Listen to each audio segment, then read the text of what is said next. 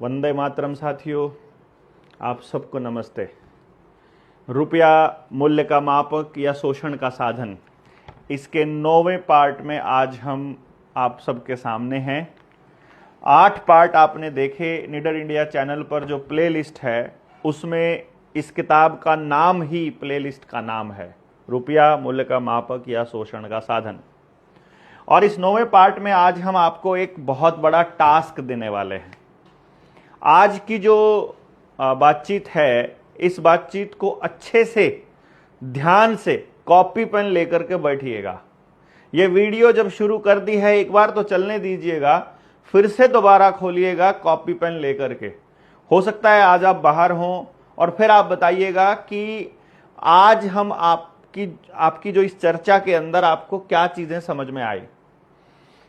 आज तारीख है 16 मई 2025 और अभी हम लोग गांव फफड़ाना से आए हैं। लोगों से बात करने के बाद कल 17 तारीख है, गांव में ही मीटिंग है, तो 1-2 इंटरव्यू करने के बाद आज हम फिर इस वीडियो के लिए आपके सामने हाजिर हुए हैं ताकि आप लोगों तक जानकारियां ज़्यादा से ज़्यादा पहुंच सके। अभी तक की 8 वीडियोज़ में आपने देखा कि कैसे रुपए के कूटकरण द्वारा आपकी लूटपाट का सिलसिला लगातार जारी है और अब जब रुपए को डॉलर के मुकाबले रख दिया गया है तो डॉलर की वैल्यू घटते ही रुपए की वैल्यू घट जाएगी, ऐसा कॉन्सेप्ट हमारी नई पीढ़ी के दिमाग में डाल दिया गया है। हमारी पीढ़ियां, जो मेरी उम्र के लोग हैं जिनकी 45-50 साल हो गई है, वो भी जेब में पड़े कागज के नोट को ही रुपया समझने लग गए हैं। और जो नई पीढ़ी है वो तो डिजिटल करेंसी को, यानी डिजिटल पेमेंट को, यानी कि डिजिटल ट्रांसफर को, डिजिट्स के ट्रांसफर को ही रुपया समझने लग गए हैं। ये बड़ा दुर्भाग्यपूर्ण है। लेकिन ये किताब यदि आप लोग अपने गांव में अपने बच्चों को पढ़ाएंगे और कोई एक व्यक्ति इसके ऊपर लगातार गांव में चर्चा करेगा तो आप सब लोग नई पीढ़ी को बताने में कामयाब हो जाओगे कि असल में रुपए में मौजूद सोने की मात्रा ही रुपया है।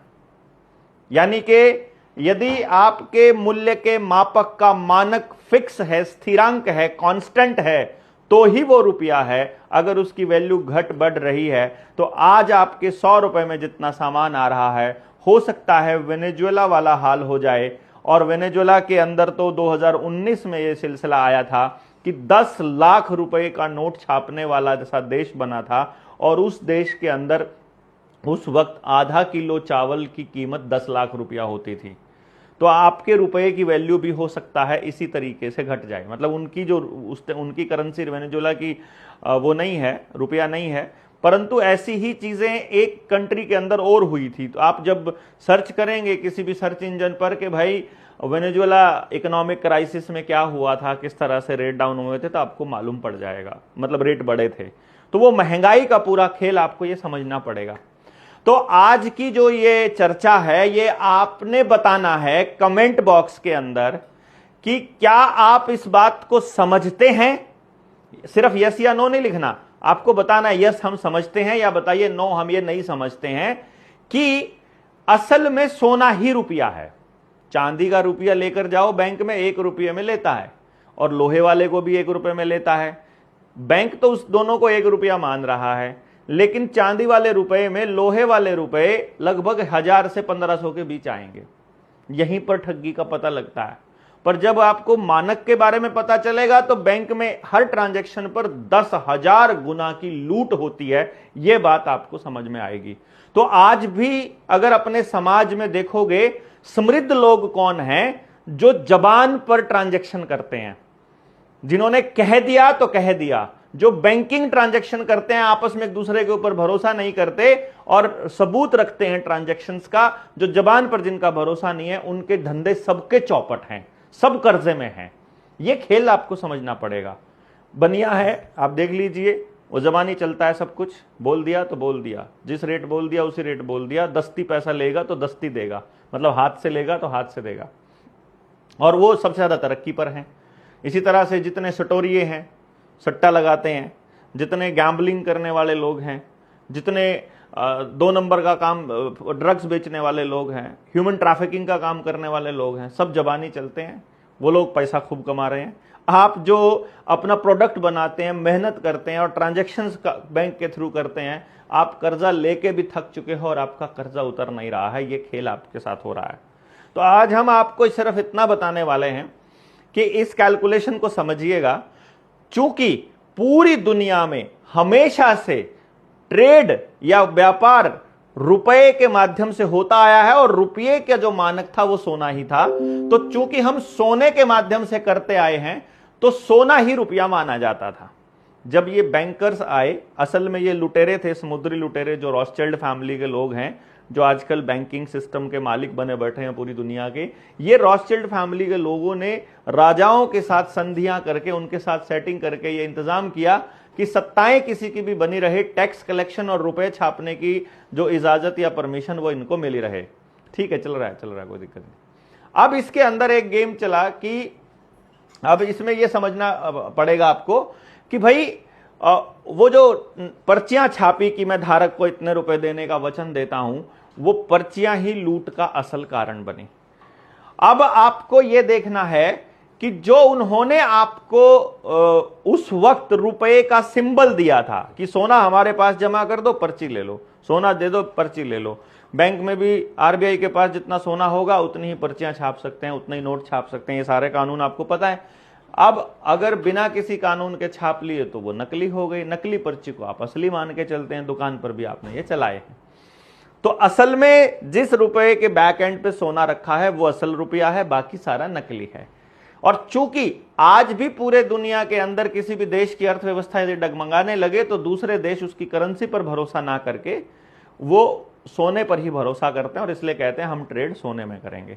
और जब भी इस तरह की बातें आने लगती हैं और गोल्ड की सच्चाई के बारे में दुनिया को बताने के लिए कोई निकलता है, उसको ये लोग खत्म कर देते हैं। पर अभी इस पे जाने की जरूरत नहीं है। आज हम आपको महंगाई और सस्ताई के बारे में बताएंगे। तो आज जो आपका बच्चा घर छोड़ करके बाहर नौकरी कर रहा है 2 लाख रुपए, 10 लाख रुपए, 5 लाख रुपए में, वो नौकरी का क्या औचित्य है, उसका क्या मतलब रह जाता है, वो किस तरह से मतलब कमा रहा है और किस तरह से खर्च कर रहा है, तो उसकी कमाई आज बढ़ी है या घटी है, आपको सिर्फ ये देखना है। तो आपको अगर अपने घर की समृद्धि के बारे में जानना हो तो आपको समृद्धि के कुछ पैमाने तय करने पड़ेंगे। पहला पैमाना, घर में स्वस्थ कितने लोग हैं। दूसरा पैमाना, घर में धातु कितनी है। तीसरा पैमाना, घर में पशुधन कितना है। चौथा पैमाना, घर में धन धान्य कितना है। ये असल धन है आपके। परिवार कितना बड़ा है, परिवार कितना संगठित है, गांव कितना इकट्ठा है, पैसा सब इकट्ठा करके किसी को देते हैं या आपस में ट्रांजैक्शंस हैं। ये पैमाने कुछ समृद्धि के पैमाने हैं जहां आप चिंतित कितने हो। मान लो आपके साथ कुछ हो जाए तो आपकी अगली पीढ़ी के लिए अरेंजमेंट्स क्या हैं। ये आपकी असल समृद्धि के पैमाने हैं जो हमको तय करने होंगे। तो आज आपको कमाई वर्सेस खर्चा ये देखना है। तो हम आपको ये बताएंगे और आप इससे आप कैलकुलेट कीजिएगा कि आज यदि हम पिछले ज्यादा नहीं तो 50 साल का एग्जाम्पल ले लेते हैं, 50-55 साल पहले यानी 1970 में, जैसे बहुत से लोग हमको ये कहते हैं कि जी आप तो हमें पिछली दुनिया में लेकर जाना चाहते हो। कुछ लोग ये कहते हैं कि आप हमें मतलब बैक में लेकर जाना चाहते हो। तो आज की ये चर्चा सिर्फ ये बताएगी कि हम आपको बैक में लेकर जाना चाहते हैं, गरीब बनाना चाहते हैं या समृद्ध बनाना चाहते हैं, सिर्फ ये देखिएगा। और हम सारी कैलकुलेशन एक चीज के रेफरेंस में देखेंगे और वो चीज रेफरेंस होगा, वो केंद्र बिंदु होगा सोना। यानी आपकी कमाई को भी सोने की बराबर में तोलेंगे और आपके खर्चे को भी सोने के मुकाबले में तोलेंगे, आपकी सैलरी को भी। तभी तो एक चीज कांस्टेंट होगी, तभी तो पता चलेगा ना कि महंगाई है कि सस्ताई है। तो पहले आपकी कमाई में क्या क्या आता था, कितना सोना आता था और आज कितना आता है, आपको यह कैलकुलेट करना है। क्योंकि सोना वही है जैसे अनाज है। देखो, रुपए की वैल्यू घटने बढ़ने का यह मतलब नहीं है कि आप सचमुच आपके रुपए की वैल्यू घट रही है। जो धन केवल वो है जिसकी वैल्यू कभी नहीं घटती। जैसे 1 किलो अनाज में जितनी रोटियां आज से 10 साल पहले बनती थी, आज से 100 साल पहले बनती थी, 1 किलो अनाज में आज भी उतनी ही रोटियां बनती हैं। जितनी कैलोरी तब देता था गेहूं या चना या कुछ भी बेसन, कुछ भी चीज, उतनी कैलोरी आज मिलती है। यानी कि उसमें कोई फर्क नहीं हुआ है यदि आपकी जमीन के पोषक तत्वों में फर्क नहीं आया है तो इसका मतलब यह हुआ कि वो उतने ग्राम गेहूं जब उतनी ही वैल्यू दे रहा है तो गोल्ड में जो ऊर्जा का स्टोरेज है वो 100 साल पहले भी उतना ही था 1 ग्राम में या 100 ग्राम में, और आज भी उतना ही है। तो वो कांस्टेंट लिया है हमने, और जब भी किसी चीज को मापना होता है तो एक चीज को फिक्स करना होता है, तभी पता चलेगा ना कि ये चीज फिक्स है। जैसे मान लो दिल्ली की दूरी देखनी है, आप बता ही नहीं सकते दिल्ली कितनी दूर है जब तक आप ये नहीं बताओगे कि कहां से दूरी देखनी है, चंडीगढ़ से देखनी है कि करनाल से देखनी है। तो वो एक चीज फिक्स करनी पड़ेगी, तब वहां से किसी भी जगह की दूरी को नापा जा सकता है कि दूर है कि नजदीक है, जल्दी जाएंगे कि देर से जाएंगे। तो अब आपको समझना है कि गोल्ड के मुकाबले में, तो मैं आपको आज के मुकाबले आज की चीजें भी बता देता हूं। और चूंकि ये जो किताब है पिछले साल हमारी नवंबर में लॉन्च हुई है, तो जो कैलकुलेशंस है वो नवंबर 2024 से पहले की हैं। तो 25 की भी अगर मैं कैलकुलेशंस आपको दिखाऊं, आज की हमारे पास लिखी हुई थी, कहां चली गई, अभी हमारे पास थी, ये रही। अगर मैं आपको ये वाली कैलकुलेशंस दिखाऊं तो 16 मई 2025 में आज 1 ग्राम सोने का रेट आज की तारीख में 9407 रुपए है, मतलब रुपए बैंक के नोट हैं। और 1970 में 1 ग्राम जो सोने का रेट है वो 18.4 रुपए था। यानी आज लगभग 511 गुना रेट 1 ग्राम सोने का हो चुका है। तो आज आपकी कमाई यदि 1970 की कमाई से 511 गुना है, फिर तो ठीक है, फिर तो आप अमीर हुए हो, फिर तो आपकी तरक्की हुई है। और यदि आपकी कमाई 1970 की कमाई से 511 गुना से कम है तो आप गरीब हुए हो, समझो। इसका मतलब है कि अब आपके घर से धन, परिवार, सेहत, सोना सब गायब हो चुका है, पशु सब खत्म हो चुका है। इसका मतलब ये है, इसका मतलब आप सब कुछ बाजार के ऊपर निर्भर हो गए हो। और उस वक्त जो गेहूं का 1 क्विंटल का रेट था, जो 2000 आज की तारीख मतलब इस 2025 में, वो 2425 रुपए प्रति क्विंटल है। तो कॉपी पेन लेकर कैलकुलेशंस करनी है। ये कैलकुलेशंस इस किताब में बड़े अच्छे से एक्सप्लेन की हुई है, वही आपको ये एक्सप्लेनेशन आपको समझना है ताकि आप अच्छे से इसको समझ पाओ।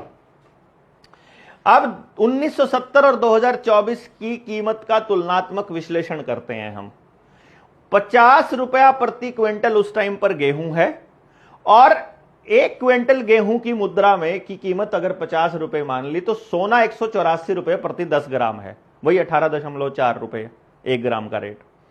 तो इसका मतलब यह हुआ कि 50 क्विंटल अगर हम गेहूं 1 क्विंटल यदि गेहूं बेच रहा है किसान, तो उस वक्त उसे 1 क्विंटल गेहूं में 2.717 ग्राम सोना मिलता है। तो हमें क्या मांगना है? यदि आपसे कोई ये कह दे कि भैया 1970 में तो आपको 50 रुपए प्रति क्विंटल गेहूं मिलता था, रेट मिलता था मंडी में, और आज आपको 2500 रुपए रेट मिलता है या 2400 रुपए रेट मिलता है, तो कहने को तो 500 और 2500 में कितने गुने का फर्क हो गया? 50 गुना का फर्क हो गया। लेकिन अभी अभी मैंने आपको क्या बताया कि सोने का रेट बढ़ गया उस वक्त के मुकाबले में 511 गुना, और आपके गेहूं की वैल्यू बढ़ी मात्र 50 गुना। यानी कि आपके साथ में करीब करीब 10 गुना की ठगी हो गई। 1 लाख रुपया की से ठगी को अगर 1 लाख रुपया अगर डिफरेंस हो तो 10 लाख की ठगी हो गई, एक तरह से आप ये समझो। तो अब इसको आप ऐसे समझिएगा कि किसान उस वक्त यदि 1 क्विंटल गेहूं बेचता था तो उसको लगभग 2.25 ग्राम सोना मिलता था। अब 2024 में जो एमएसपी जो रेट था गेहूं का वो 2170 रुपए था, और उसके मुकाबले में जो सोने की जो मात्रा है या उसको अगर हम देखें तो दिखने में तो 50 रुपए पहले था और अब 2170 है। तो लगभग हम ये मान सकते हैं कि 40 गुना के करीब में मतलब हमारा जो गेहूं का रेट बढ़ा है, 40 गुना। यानी फर्क कितना आया? 2120 रुपए का फर्क आया।